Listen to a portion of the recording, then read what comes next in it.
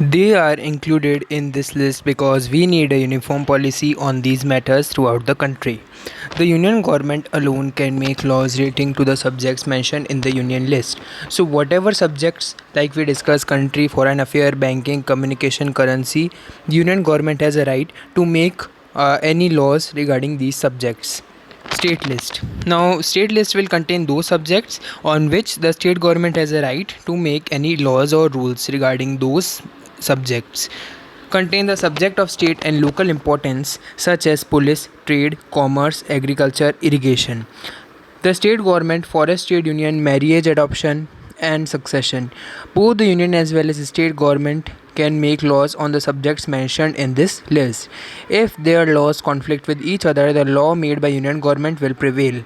Now here this is an important point that if the laws which are made from both of them having a dispute, union government law will prevail.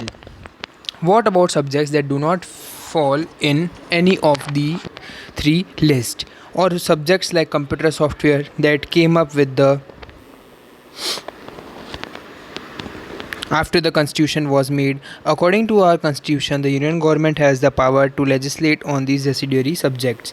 We noted above that federations that are formed by holding together do not give equal power to its constituent units. Thus, all states in the Indian Union do not have identical powers. Some states enjoy special status. Now, it is also one important thing, students, that in Indian Union, all the states should have equal power, but it is not like that. Some are given more priority, like Assam, Nagaland, Arunachal Pradesh, Mizoram enjoy special powers under certain provisions of Constitution of India, that is Article 371. So this is an important point. Due to their peculiar social and historical circumstances, either many of the tribal people live over there, or these are not much developed, or due to some other reasons, these are given some more priority in the Constitution. These special powers are specially enjoyed in relation to protection of land rights to indigenous people, their cultural and also preferential employment in the government services. Indians who are permanent residents of these states cannot buy land or house here. Similarly, special provisions exist for some other states of India as well. There is one more, like Jammu and Kashmir.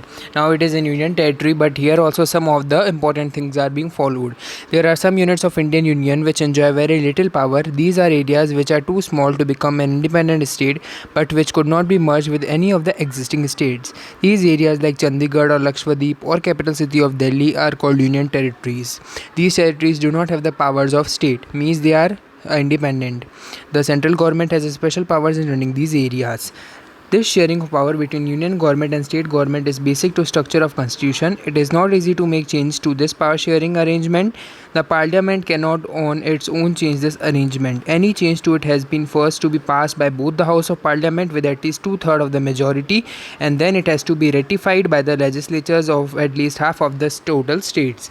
So there is an equality over here that whatever law has to be passed has to first go through houses of parliament, where both of them, when they will agree, or 2/3 majority when will form in the favor of law, then only it can be ratified. The judiciary plays an important role in overseeing implementation of constitutional provision and procedure. This is an important 3-mark question of the role of judiciary in constitution.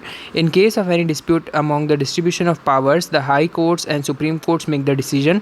Union and state governments have the power to raise resources by levying taxes in order to carry on the government and responsibilities assigned to each of them. So whatever responsibilities are there which are given to these state government and the central government, so for them they can collect tax from the people in order to fulfill them, and they both will collect the separate taxes.